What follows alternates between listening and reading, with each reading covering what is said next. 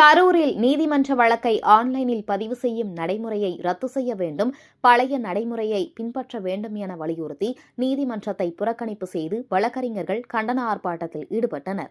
கீழமை நீதிமன்றத்தில் தொடுக்கப்படும் வழக்குகளை ஆன்லைனில் பதிவு செய்யும் நடைமுறையை ரத்து செய்ய வேண்டும் என வலியுறுத்தியும், ஆன்லைனில் பதிவு செய்யும் முறைக்கு போதிய கட்டமைப்பு செய்துவிட்டு இதனை நடைமுறைப்படுத்த வேண்டும், கட்டமைப்பு ஏற்படுத்தும் வரை பழைய நடைமுறையை பின்பற்ற வேண்டும் என வலியுறுத்தி கரூர் நீதிமன்ற வழக்கறிஞர்கள் நீதிமன்றத்தை புறக்கணித்து கரூர் நீதிமன்றம் முன்பாக கண்டன ஆர்ப்பாட்டத்தில் ஈடுபட்டனர்.